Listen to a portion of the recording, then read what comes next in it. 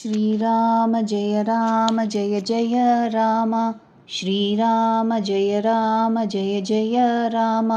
श्रीराम जय जय राम।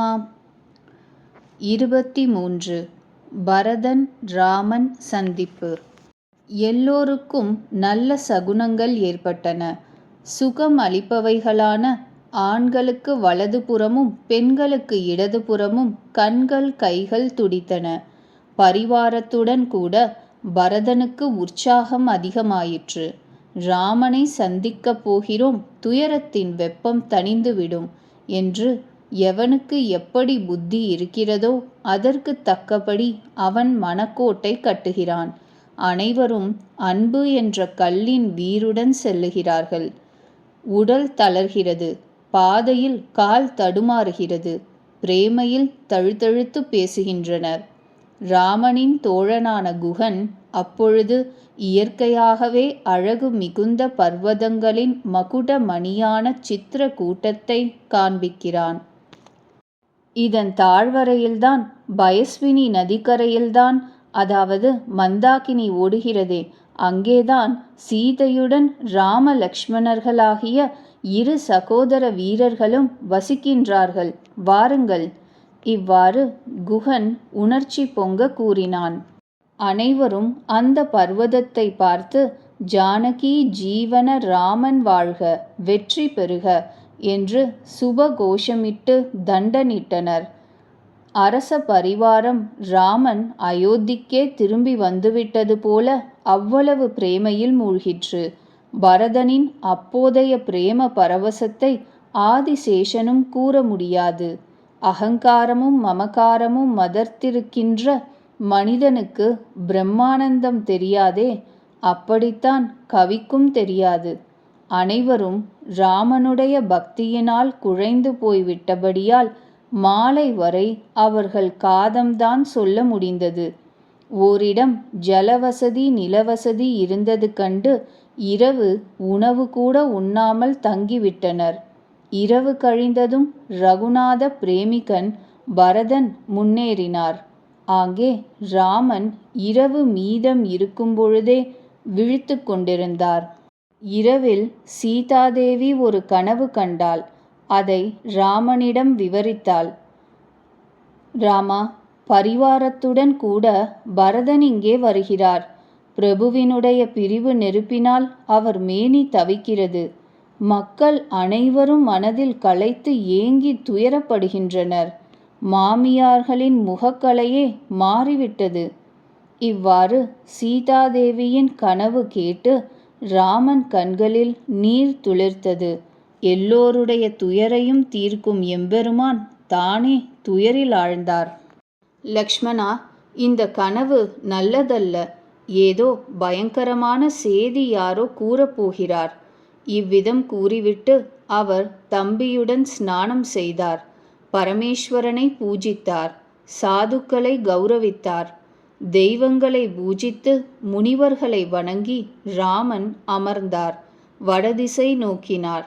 ஆகாயத்தில் புழுதி கிளம்புகிறது. பற்பல பறவைகள் மிருகங்கள் பயந்து ஓடி வந்து பிரபுவின் ஆசிரமம் வந்து அடைகின்றன. துளசிதாசர் கூறுகிறார், பிரபு இதை கண்டவுடன் எழுந்திருந்தார். சிந்திக்க ஆரம்பித்தார். என்ன காரணம்? அவர் உள்ளம் வியப்பில் ஆழ்ந்தது. அதே சமயம் வேடர்களும் குறவர்களும் ஓடி வந்து எல்லா செய்திகளும் முன்னர் கூறினர். துளசிதாசர் கூறுகிறார், நல்ல வார்த்தை கேட்டதுமே ராமன் மனதில் பேரானந்தம் எழுந்தது. உடலில் ரோமாஞ்சம். சரத்காலத்து தாமரை போன்ற கண்களில் அன்பு நீர் பெருகியது. சீதாராமன் மறுபடியும் கவலையடைந்தார். பரதன் வருவதற்கு காரணம் என்ன? ஒருவன் வந்து கூறினான், அவருடன் கூட பெரிய 4 வகை படையும் வருகிறது. இது கேட்டு ராமன் மிகவும் கவலைப்பட்டார். ஒரு பக்கம் தந்தையின் ஆணை, மறுபக்கம் பரதனின் சுணக்கம். பரதனின் இயல்பை மனதில் ஆலோசித்து பிரபுவின் மனது எங்கும் நிலை கொள்ளவில்லை. பரதன் நல்லவன், மதிநலம் மிக்கவன், என் சொல் கேட்பவன், என்று கணித்ததும் மனது சிறிது ஆறுதல் அடைந்தது. பிரபு இதயத்தில் கவலை கொண்டு அன்று அறிந்து லக்ஷ்மணன் இதை குறிப்பறிந்து இந்த தருணத்திற்கு ஏற்றவாறு தன்னுடைய நீதிமிக்க எண்ணத்தை வெளியிட்டார். ராமா, நீங்கள் கேட்காமலே நான் கொஞ்சம் கூறுகிறேன். சேவகன் தக்க சமயத்தில் காட்டுகின்ற துணிவு அதிக பிரசங்கம் ஆகாது. நீங்கள் எல்லாம் அறிந்தவர்களில் தலை சிறந்தவர். ஆண்டவர் தங்களை அண்டியவன் நான். என் அறிவுக்கு எட்டியதை கூறுகிறேன். ஐயா, நீங்கள் காரணமின்றி ஹிதம் செய்கின்ற உற்ற நண்பர், நேர்மையானவர், நற்பண்பு பரிவுகளுக்கு உறைவிடம். தங்களுக்கு எல்லோரிடமும் நம்பிக்கை பிரேமை உண்டு. தங்கள் உள்ளத்தில் யாரையும் தன்னை போலவே நினைக்கிறீர்கள். ஆனால் அறிவிலியான போக பற்றுள்ளவர் தன்னை பெரியவனாக நினைத்து கொண்டு தான் அறியாமல் தன் உண்மை ஸ்வரூபத்தை காட்டிவிடுகின்றனர். பரதன் நீதிக்கு கட்டுப்பட்டவர்தான், திறமைசாலிதான், பிரபுவின் திருவடிகளில் பற்றுள்ளவர்தான். இந்த செய்தி உலகம் அனைத்தும் அறியும். அந்த பரதன் இன்று தங்கள் பதவியை பற்றி கொண்டு தர்ம எல்லை மீறி நடந்து கொள்கிறார். ராமா, அவன் கொடியவன், கெடுமதி தம்பி. கெட்ட நேரம் பார்த்து ராமன் வனவாசத்தில் தனி ஆள் என்று தன் மனதில் கெட்ட திட்டம் போட்டுக்கொண்டு கூட்டத்தை கூட்டிக் கொண்டு அரசை இன்னலற்று ஆள வேண்டும் என்ற எண்ணத்துடன் இங்கு வருகிறான் என்று நினைக்கிறேன். கோடி வகைகளில் கெட்ட திட்டங்கள் போட்டு படை திரட்டி கொண்டு 2 சகோதரர்களும் வந்திருக்கின்றனர். இவர்கள் உள்ளத்தில் கபடமும் சூதும் இல்லாவிட்டால் தேர், குதிரை, யானைப்படை இத்தருணத்தில் எப்படி பொருந்தும்? பரதனை வீணாக யார் பழி கூறுவர்? அரச பதவி கிடைத்தால் உலகில் அனைவரும் தான் பைத்தியம் பிடித்து அலைவார்கள். சந்திரன் குரு மனைவியை பெண்ணாண்டான். நகுஷன் தலைகால் புரியாது அந்தனர் தூக்கிய பல்லக்கில் ஏறினான். உலகியலுக்கு வேதத்திற்கும் முரண்பட்ட வேணனை போல நீச்ச அரசன் கிடையாதே. 1000 கைகள் படைத்த கார்த்த வீரியன், இந்திரன், திரிசங்கு முதலியோர் யாரைத்தான் அரசு திமிர் கலங்கப்படுத்தவில்லை? பரதன் செய்த இந்த உபாயம் சரிதான். ஏனெனில் பகைவனையும் கடனையும் சிறிது கூட மீதி விட்டு வைக்கக்கூடாது. ஆனால் பரதன் ஒரு தப்பு கணக்கு போட்டுவிட்டான். சரியானபடி செய்யவில்லை. தங்களை துணையற்றவன் என்று நினைத்து விட்டானே, அலட்சியம் செய்து விட்டானே. ஆனால் இன்று போரில் ராமனுடைய முக ரோஷத்தை பார்த்துவிட்டால் இந்த விஷயமும் அவனுக்கு நன்றாக புரிந்துவிடும். இவ்வாறாக லக்ஷ்மண சுவாமி ராமனின் மீதுள்ள அக்கறையினால் பக்தியினால் நீதி நுட்பத்தை சற்று மறந்தார். போர் நுட்பம் என்ற மரம் மெய் சிலிர்ப்பு என்ற வகையில் பூத்து குலுங்கியது.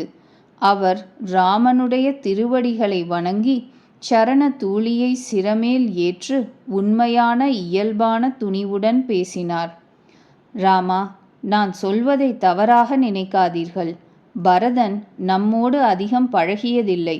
எஜமான் நமக்கு துணை, வில் நம் கையில், பின் பொறுமையாவது அடக்கமாவது. க்ஷத்ரிய பிறவி, ரகுகுலத்தில் பிறப்பு. ராமனை அண்டியவன் நான்.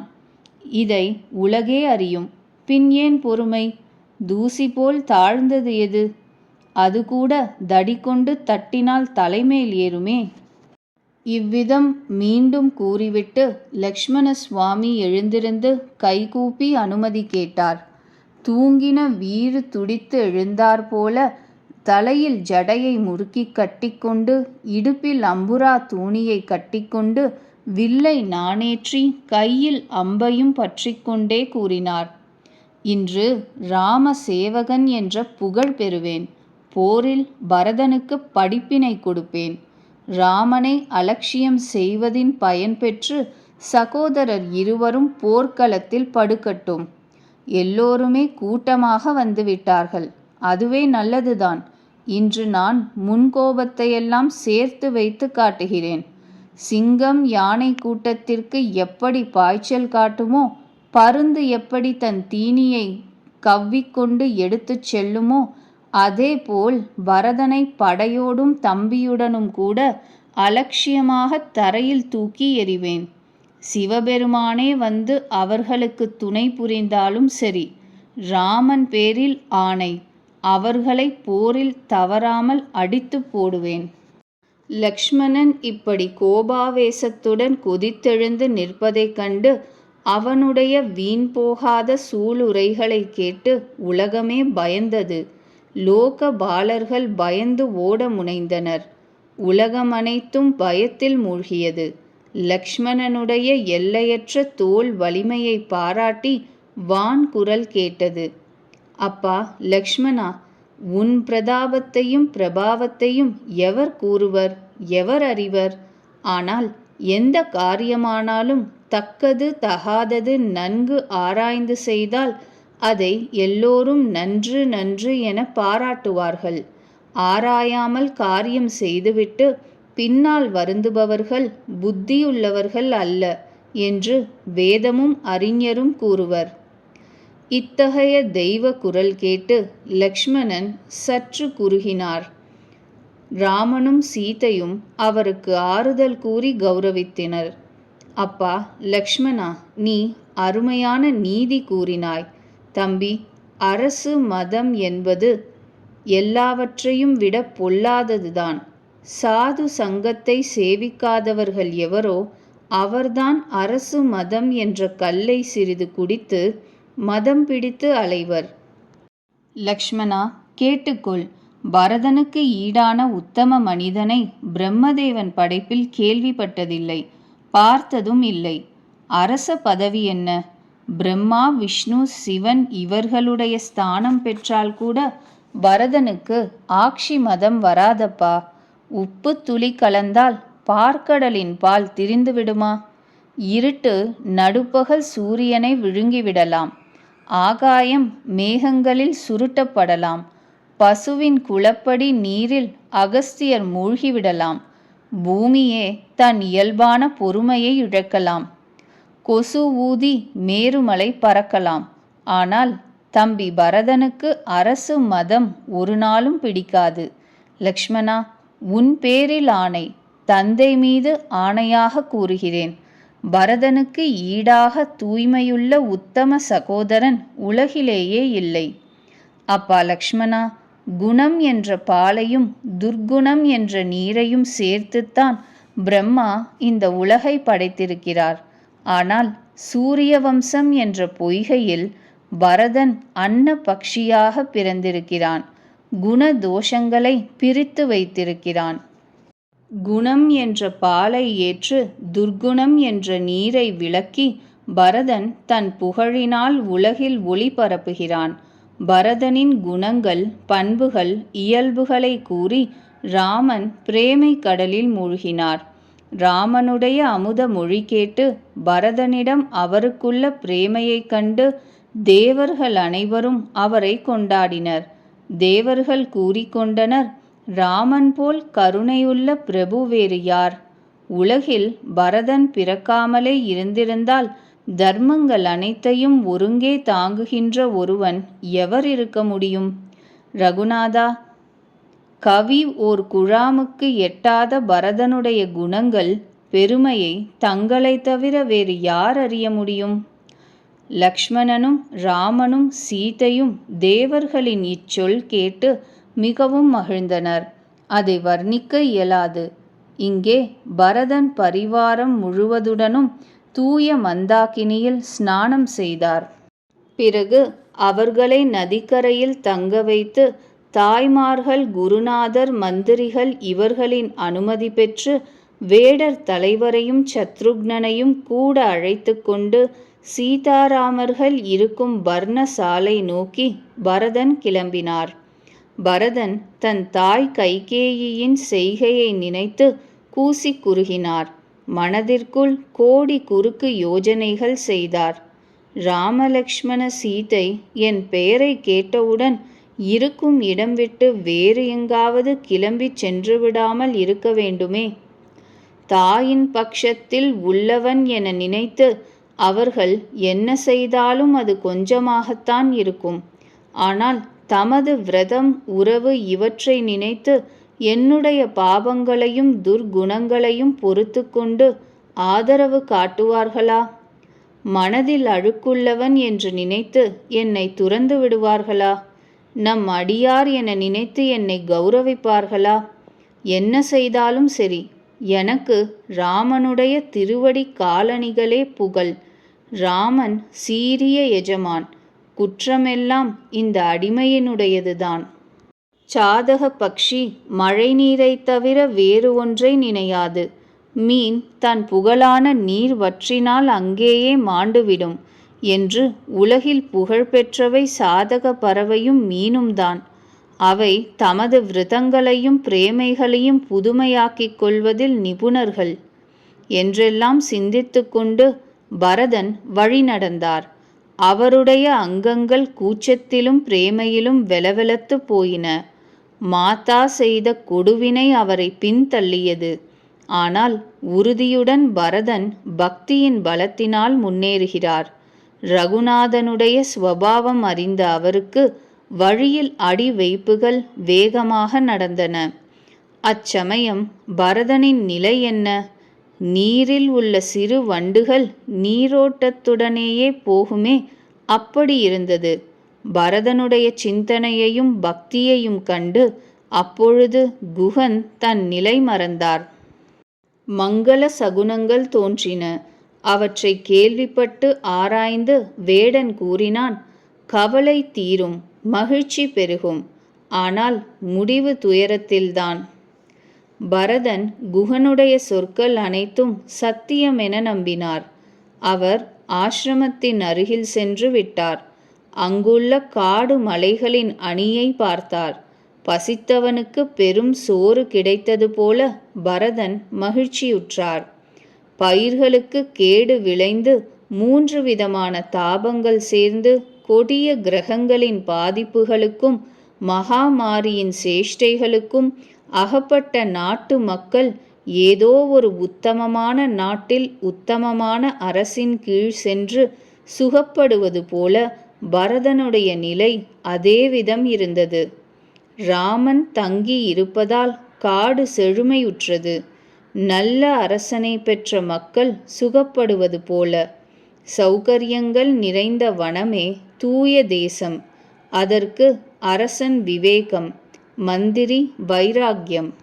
அகிம்சை, சத்தியம், திருடாமை, பிரம்மச்சரியம், ஏற்காமை என்ற தன்னடக்கங்களும் தூய்மை, மகிழ்ச்சி, தவம், வேத கல்வி, ஈஸ்வர தியானம் என்ற நியமங்களும் வீரர்கள். நல்ல புத்தி, அமைதி என 2 ராணிகள். மலையே தலைநகர். ராஜா, மந்திரி, நண்பர், செல்வம், ராஜ்யம், கோட்டை, படை என்ற 7 அங்கங்களும் நிரம்பிய அரசு. அத்தகைய அரசன் ராமனுடைய திருவடிகளை அண்டிவிட்டால் அவன் மனதில் உற்சாகம் கேட்பானேன்? அறியாமை என்ற எதிரி அரசனை படைகளோடு வென்று விவேகம் என்ற அரசன் இன்னல்களின்றி அரசு புரிகிறார். அந்த ராஜ்யத்தில் சுகம், செல்வம், நற்காலம் எல்லாம் கொழிக்கின்றன. காடுகள் என்ற மலையை ஒட்டிய பிரதேசங்களில் முனிவர்களின் பல இருக்கைகள் உள்ளன. அவை நகரங்கள், பெருநகரங்கள், கிராமங்கள், கூட்டம் கூட்டமாக மனிதர்கள் வாழுமிடம், பலவித விசித்திர பறவைகள், பல மிருகங்கள், இவையே நாட்டு பிரஜைகள். அவைகளை வர்ணித்து மாளாது. கோவேறு கழுதை, யானை, சிங்கம், புலி, காட்டு பன்றி, காட்டு எருமை, காளை இவைகளை பார்த்தால் அரசவை கொண்டாடத்தக்கது இருந்துதான். இவை தம்மிடையே பகையை விடுத்து ஆங்காங்கு ஒற்றுமையாக சஞ்சரித்தன. இதுதான் 4 படை போலும். ஆங்காங்கு நீர் வீழ்ச்சியின் ஓசை, மதம் பிடித்த யானைகள் பிளறுகின்ற ஓசை, இவைதான் அரசின் முரசொலி, நகதா ஒலி போலும். சக்கரவாகம், சகோரம், சாதகம், கிளி, குயில் இவைகளின் கூட்டம். மேலும் அன்னப்பறவைகள் மனம் கனிந்து கூவின. வண்டுகள் கூட்டம் கூட்டமாக ரீங்காரம் செய்கின்றன. மயில்கள் நாட்டியமாடுகின்றன. அந்த நல்ல வன ராஜ்யத்தில் நாற்புறமும் மங்களமே துலங்கியது. கொடிகள், மரங்கள், புற்கள் எல்லாம் பழங்களுடனும் பூக்களுடனும் குலுங்கின. சமுதாயம் முழுவதும் ஆனந்தமும் மங்களமும் பொங்கி மிளிர்ந்தன. ராமகிரியின் அழகு கண்ட பரதன் உள்ளத்தில் பிரேமை மிகுந்தது. தபசி தவத்தின் கெடு முடிந்தவுடன் தவத்தின் பயன் பெற்று மகிழ்வது போல. அப்பொழுது குகன் ஓடிப்போய் உயரத்தில் ஏறினார். கைகளை தூக்கி பரதனிடம் கூறினார், ஐயா, இந்த அத்தி மரங்கள், இலந்தை மரங்கள், மாமரங்கள், தமாலங்கள் தென்படுகின்றனவே. இந்த மரங்களின் இடையே நடுவில் ஒரு பெரிய ஆலமரம் அழகாக விளங்குகிறதே. அதை பார்த்து மனது மயங்குகிறதே. அதன் இலைகள் நீளமாக நெருக்கமாக உள்ளனவே. அதில் சிவப்பு பழங்களும் உள்ளனவே. அதனுடைய நெருக்கமான நிழல் எல்லா பருவங்களிலும் சுகமளிக்குமே. பிரம்மா அழகையெல்லாம் ஒருங்கே குவித்து இருண்ட செம்மை நிறமாக்கி இருக்கிறாரே. அதனுடைய நெருக்கமான நிழலில் நதி ஓரமாகத்தான் ராமனுடைய பர்ணசாலை மறைந்திருக்கிறது. பெரியோரே, அங்கு நிறைய துளசி பல மரங்களாக வளர்ந்திருக்கிறது. அங்குதான் எங்கோ சீதையும் எங்கோ லக்ஷ்மணனும் ஈடுபட்டிருக்கிறார்கள். இந்த ஆலமரத்தின் நிழலில் சீதை தன் தாமரை கைகளால் பெருக்கி மெழுகி சுத்தமிட்டு ஒரு அழகான மேடை அமைத்திருக்கிறாள். இங்குதான் பேரறிஞர் சீதாராமன் முனிவர்களுடன் கூட அமர்ந்து அன்றாடம் சாஸ்திரங்கள், வேதங்கள், புராணங்கள் இவற்றின் சரித்தங்களை படிக்கிறார், கேட்கிறார். தோழனின் இந்த சொற்கேட்டு மரங்களையும் பார்த்த பரதன் கண்களில் நீர் சுரந்தது. சகோதரர்கள் இருவரும் வணங்கி மேலே சென்றனர். அவர் பிரேமையை வர்ணிப்பதில் சரஸ்வதி கூட தயங்குகிறாள். ஸ்ரீராமனின் திருவடி வைப்புகளை பார்த்து சகோதரர் இருவரும் ஏழை பாரசமணியை பெற்றது போல மகிழ்ந்தனர்.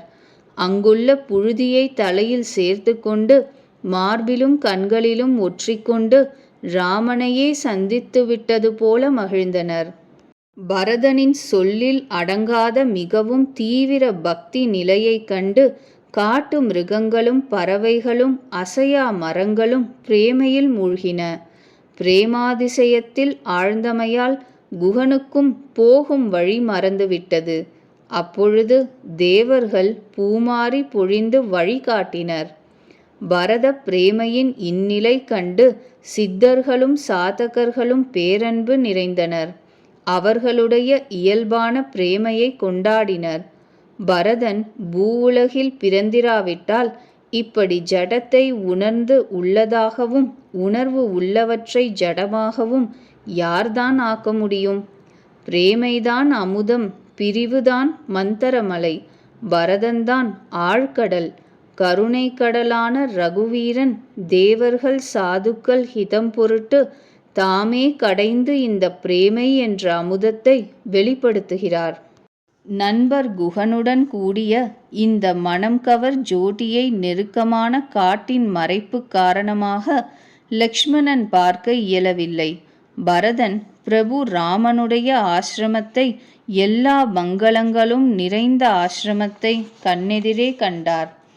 ஆசிரமத்தில் நுழைந்த உடனேயே பரதனுடைய துயரமும் வெப்பமும் தணிந்தன.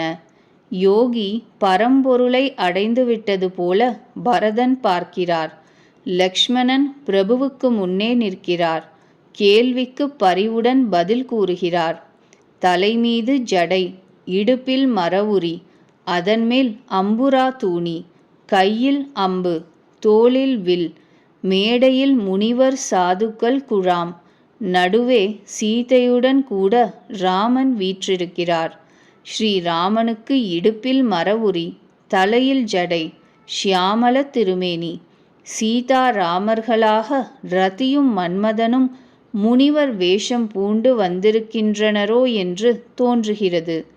ராமன் தன் தாமரை கைகளில் வில்லும் அம்பும் ஏந்தியிருக்கிறார். புன்சிரிப்பினாலேயே சகல தாபங்களையும் தீர்க்கிறார். சிறந்த முனிவர்களின் வட்டத்தின் நடுவில் ஞானத்தின் சபையில் சீதா தேவியும் ராமனும் பக்தியும் சச்சிதானந்த பிரம்மமும் சரீரமெடுத்து விளங்கியது போல் விளங்கினர். தம்பி சத்ருக்னன், தோழன் குகன் கூட பரதன் மனம் மழுங்கி சென்று கொண்டிருந்தார். மகிழ்ச்சி, துயரம், சுகம், துக்கம் எல்லாம் மறந்துவிட்டன. பிரபோ காப்பாற்றுங்கள், பெரியோரே காப்பாற்றுங்கள் என்று கதறிக்கொண்டே தரையில் தண்டனிட்டு விழுந்தார் பரதன். அன்பு ததும்பும் குரலிலிருந்து லக்ஷ்மணன் அடையாளம் கண்டு கொண்டார். பரதன் நமஸ்காரம் பண்ணுகிறார் என்று உள்ளத்தில் தெரிந்தது. ஏனெனில் ராமனை நோக்கியல்லவா அவர் நிற்கிறார். ஒரு புறம் பரதனின் இனிய பிரேமை, மறுபுறம் நாயகனின் சேவையின் ஈடுபாட்டில் பரவசமான நிலை. பரதனை அணுகவும் இல்லை, ராம சேவையை விடவும் இல்லை. இவ்வாறு லக்ஷ்மண சுவாமி இருக்கிறார். சிறந்த கவி ஒருவன் தான் லக்ஷ்மணனின் இந்த இருதலைப்பட்ட பிரேமை நிலையை வர்ணிக்க முடியும். சேவையையே முக்கியமென கருதியபடியே லக்ஷ்மணன் நிற்கிறார். ஏற்றிவிட்ட பறக்கின்ற பட்டத்தை பட்டம் விடுகிறவன் இழுத்து நிறுத்தியிருப்பது போல இருந்தது. பரதன்பால் செல்லும் மனதையும் கை கால்களையும் லக்ஷ்மணன் இழுத்து நிறுத்தி வைத்திருக்கிறார். லக்ஷ்மணன் அன்புடன் தரையில் தலை தோய வணங்கி கூறுகிறார், ரகுநாதா, பரதன் வணங்குகிறேன். இதை கேட்ட உடனேயே ரகுநாதன் பிரேமையினால் தடுமாறினார். மேல் துண்டு எங்கோ, அம்புரா தூணி எங்கோ, வில் எங்கோ, அம்பு எங்கோ வீழ்ந்துவிட்டன. கருணையின் உறைவிடம் ராமன் அவரை ஓடி வந்து பலவந்தமாக தூக்கி மார்போடு அணைத்து கொண்டார். பரதனும் ராமனும் கூடின அழகைக் கண்டு அனைவரும் தம் நிலை மறந்தனர். அவர்கள் சந்தித்த பேரன்பை எப்படி கூறுவது? அதுவே கவிஞர் குழாமின் செயலில் மலிது சொற்களுக்கு அகப்படாதது. ராமனும் பரதனும் இரு சகோதரரும் மனது, புத்தி, சித்தம், அகங்காரம் இவற்றை மறந்து மிகுந்த பிரேமையில் பரபிரம்மமாக ஒன்றிவிட்டனர். கூறுங்கள், அந்த சிறந்த பேரன்பை எவர் வெளியிட முடியும்? கவியின் புத்தி எதை தொடர முடியும்? கவியிடம் வெறும் எழுத்துக்களும் அவற்றின் பொருளும் தானே உண்மையான பலம். நாட்டியமாடுபவன் தாளத்தின் கதியைத்தானே அனுசரிக்கிறான். பரதனுடையவும் ரகுநாதனுடையவும் பிரேமை அறிவிற்கு அப்பாற்பட்டது. பிரம்மா, விஷ்ணு, பரமேஸ்வரன் இவர்களுடைய மனது கூட அணுக முடியாதது. அந்த பிரேமையை கெடுமதி நான் எப்படி கூற முடியும்? கோரை நாரில் அழகான ராகம் மீட்டி வாசிக்க முடியுமா? பரத ராம சந்திப்பு வைபவம் கண்டு தேவர்கள் நிலை தடுமாறினர், பயந்தனர். பிரகஸ்பதி அறிவுரை கூறினார். பிறகு அப்பொழுதுதான் அந்த ஜடர்கள் சுதாரித்து கொண்டு பூமாரி பெய்து கொண்டாடினர். பிறகு ராமன் அன்புடன் சத்ருக்னனை தழுவிக்கொண்டார். பிறகு குகனை சந்தித்தார்.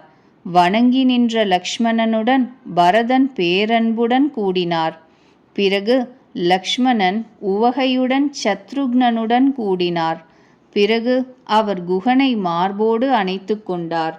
உடனே பரத சத்ருக்னர் இரு சகோதரர்களும் அங்கு வந்திருந்த முனிவர்களை வணங்கினர். விரும்பிய ஆசி பெற்று மகிழ்ந்தனர்.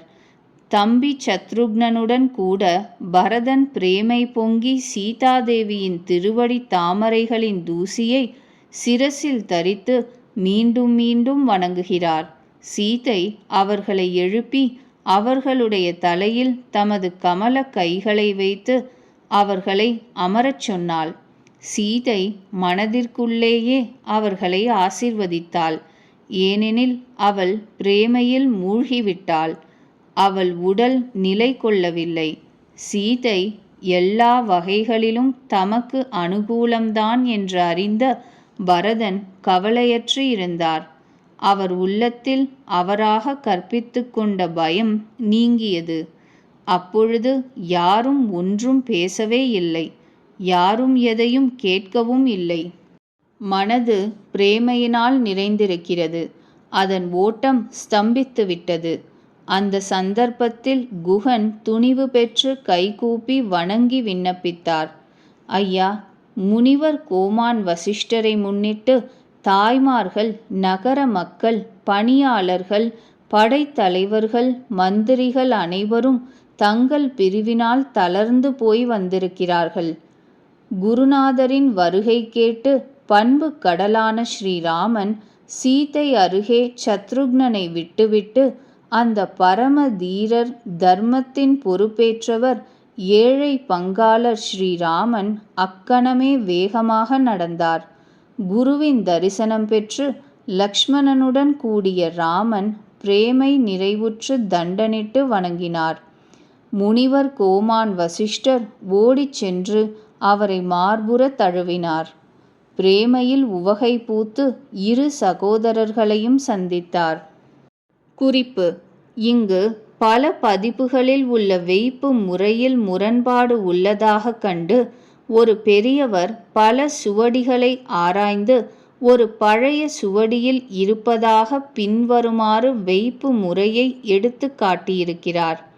இப்படி பழைய சுவடிகளில் இருப்பதாக அப்பெரியவர் எழுதியிருக்கிறார். அதுவே சரி என்று தோன்றுகிறது. ஏனெனில் தசரதரின் மரணச் செய்தியை ராமன் தெரிந்து கொள்ளாமல் இருந்தால் தாய்மாரின் விதவை கோலத்தைக் கண்டு திடுக்கிட்டு போயிருக்க வேண்டும். அதற்கு முன்பே தந்தையின் மரணச் செய்தி கேட்டு அவருக்கு இருந்த இடத்தில் ஈமக்கடன்கள் செய்து ஒருவாறு மன ஆறுதல் அடைந்த பிறகு தாய்மார்களை சந்தித்ததால் அவர்களுக்கு ஆறுதல் கூறுவது பொருத்தமாக இருக்கிறது. துளசிதாசர் கூறுகிறார், பிறகு தசரதர் ஸ்வர்க்கம் சென்ற செய்தியை வசிஷ்டர் மூலமாக மீண்டும் அறிந்தார். அதை கேட்டு ரகுநாதன் பொறுக்க முடியாத துயரமடைந்தார். அவர் மரணத்திற்கு தன்னிடம் உள்ள பாசமே காரணம் என்றறிந்த ராமன் பெரிதும் கலவரமடைந்தார். வஜ்ரம் போல கொடிய கசப்பான சேதி கேட்டு லக்ஷ்மணனும் சீதையும் மற்ற ராணிகளும் கதறினர். துயரத்தில் அனைவரும் துடித்தனர். இன்றுதான் அரசர் இறந்தாற்போல் துக்கித்தனர். முனிவர் ராமனுக்கு ஆறுதல் கூறினார். எல்லோருடனும் ராமன் மந்தாகினியில் ஸ்நானம் செய்தார். அன்று நீர் கூட அருந்தாமல் பிரபு விரதம் இருந்தார். முனிவர் சொற்படி அனைவரும் நீர் அருந்தவில்லை.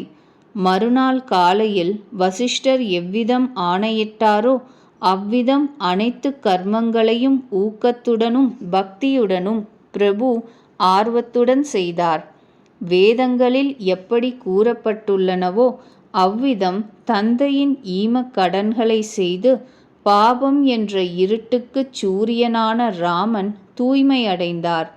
எவருடைய நாமம் பாபம் என்ற பஞ்சுக்கு நெருப்போ, எவரை நினைப்பதே அனைத்து மேன்மைகளுக்கும் அடிப்படையோ அந்த ராமனும் சுத்தி பெற்றார் என்பது கங்கை நீரில் வேறு தூய நீரை ஆவாகனம் செய்வது போல என்று பெரியோர் கூறுவர். சுத்தி பெற்று 2ஆம் நாள் ராமன் வசிஷ்டருடன் பேசினார். பிறகு பிரேமையினால் புல்லரித்து போன குகன் தன் பெயர் கூறி தூரத்திலிருந்தே வசிஷ்டருக்கு தண்டனிட்டு வணங்கினார். வசிஷ்ட முனிவர் ராமன் தோழன் என்று அறிந்து அவரை பலவந்தமாக இழுத்து மார்புறத் தழுவினார். கீழே சிதறி விழுந்த பிரேமையை வாரி எடுத்து கொண்டது போல இருந்தது. ராம பக்தி சகல மங்களங்களுக்கும் அடிப்படை.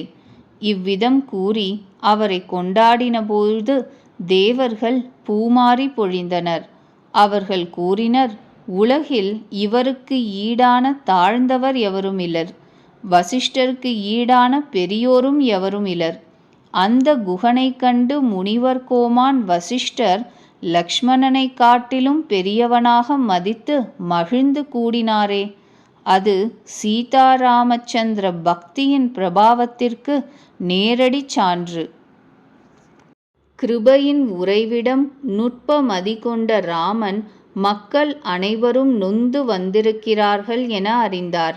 எவரெவர் என்னென்ன உறவோடு அணுகினரோ அவரவர் ருச்சிக்கு ஏற்றவாறு அவரவருடைய கருத்துடன் ஒருமித்து அவர் லக்ஷ்மணனுடன் கூட இமைக்கும் நேரத்தில் அனைவரையும் சந்தித்து அவரவர் துயரத்தையும் மன உளைச்சலையும் அகற்றினார். ராமனுக்கு இது ஒன்றும் பெரிய விஷயமில்லை. கோட்டி குடங்களில் உள்ள நீரில் ஒரே சூரியன் தனித்தனியாக பிரதிபிம்பம் காட்டுவதில்லையா? மக்கள் அனைவரும் பிரேமை பெருகி குகனை சந்தித்து அவனுடைய பாக்கியத்தை வியந்தனர். ராமன் அழகான கொடிகளின் வரிசையில் பணி செய்து அவை துவண்டுவது போல காணப்படும் துயரம் மிகுந்த தாய்மார்களை அப்பொழுது பார்த்தார். எல்லோருக்கும் முந்தி ராமன் கைகேயியை சந்தித்து நேர்மையும் பக்தியும் கொண்டு அவளுடைய புத்தியை கலக்கத்திலிருந்து தெளிவித்தார். பிறகு கால்களில் வீழ்ந்து காலம் கர்மவினை விதிகளின் மீது குற்றத்தை போட்டு ராமன் அவளுக்கும் ஆறுதல் அளித்தார். பிறகு ரகுநாதன் மற்ற தாய்மார்களை அணுகினார். அவர்களுக்கு தேறுதல் கூறி நிம்மதி அளித்தார். அம்மா, உலகம் பகவானுக்கு கட்டுப்பட்டது, எவரையும் தவறாக நினைக்க வேண்டாம் என்று கூறினார். பின்னர் சகோதரர் இருவரும் அந்தணர்களை அவர்களுடைய மனைவியருடன் கூடவும் பரதனுடன் அவர்கள் வந்திருந்தனர் என்பதால் குருநாதர் மனைவி அருந்ததியுடையவும் திருவடிகளில் வணங்கி அவர்கள் அனைவரையும் கங்கை என்றும் கௌரி என்றும் மதித்து போற்றினர். அவர்கள் அனைவரும் மகிழ்ந்து இனிய குரலில் ஆசி கூறினர். பிறகு இரு சகோதரர்களும் சுமித்திரையின் திருவடிகளை வணங்கி அவளுடைய மடியில் அமர்ந்தனர். ஒரு பரம தரித்திரனிடம் பெரும் செல்வம் தானே குவிவது போல இருந்தது. பிறகு இரு சகோதரர்களும் தாய் கோசலையுடன் திருவடிகளில் வீழ்ந்தனர். அன்பு காரணமாக அவளுடைய அவயவங்கள் அனைத்தும் நெகிழ்ந்து போயின. மிகுந்த பரிவுடன் தாய் அவர்களை மார்புற தழுவினாள். கண்களில் பெருகிய பேரன்பு கண்ணீரினால் அவர்களை ஸ்நானம் செய்து வைத்தாள். அந்த நேரத்து மகிழ்ச்சியையும் துயரத்தையும் கவி எப்படி கூறுவார்? ஊமை ஒருவன் பக்ஷணத்தின் ருசியை கூற முடியுமா? தம்பியுடன் ரகுநாதன் கௌசல்யாவை சந்தித்துவிட்டு குருவிடம் சென்றார். ஆசிரமத்திற்கு வாருங்கள் என்றார். பிறகு வசிஷ்டர் அனுமதி பெற்று அயோத்தி மக்கள் நீர் வசதி நில வசதி பார்த்து இறங்கினர். அந்தணர்கள், மந்திரிகள், தாய்மார்கள், குரு முதலிய பொறுக்கி எடுத்த சிலரை மட்டும் அழைத்து கொண்டு பரதன் லக்ஷ்மணனுடன் ராமனுடைய தூய ஆசிரமம் சென்றார். சீதை வந்து முனிவர் கோமான் வசிஷ்டரின் திருவடிகளில் பணிந்தாள். அவள் மனம் விரும்பிய உச்சிதமான ஆசி பெற்றாள். பிறகு முனிவர்களின் மனைவியர்களோடு கூடிய குரு மனைவி அருந்ததியை சந்தித்தாள். அவர்களுடைய பிரேமையை சொல்லி முடியாது. சீதை எல்லோருடைய திருவடிகளிலும் தனித்தனியாக விழுந்து வணங்கி தனக்கு அனுகூலமான ஆசி பெற்றாள். எப்பொழுது மெல்லியலால் சீதாதேவி மாமியார் அனைவரையும் பார்த்தாளோ அப்பொழுது திடுக்கிட்டு தமது கண்களை மூடிக்கொண்டாள். அவள் மாமியார்களை பார்த்ததும் ராஜஹம்ச பேடை வேடர்கள் கையில் சிக்கிவிட்டது போல திடுக்கிட்டாள். கொடிய விதி என்ன பாடுபடுத்திவிட்டது என்று நினைத்து கரைந்தாள். அவர்களும் சீதையை பார்த்து மிகவும் துயரமுற்றனர். தெய்வம் என்ன விதைக்கிறதோ அதை பொறுத்துதானே நடக்கிறது. சீதை தைரியமாக மனதை தேற்றிக்கொண்டு எல்லோருடைய திருவடிகளிலும் தொட்டு வணங்கி பேரன்புடன் கூடுகிறாள். மாமியார் அனைவரும் மனமுருகி ஆசி அளிக்கின்றனர். பூமி முழுவதும் கருணை ரசமே பெருகி ஓடிற்று போலும். சீதை எல்லோருடைய திருவடிகளையும் தொட்டு தொட்டு மிகுந்த பக்தியுடன் அணுகுகிறாள். மாமியார் அனைவரும் அன்பார்ந்த உள்ளத்தோடு ஆசி அளிக்கின்றனர். உனது சௌபாகியம் பெருகி பல்கட்டும்.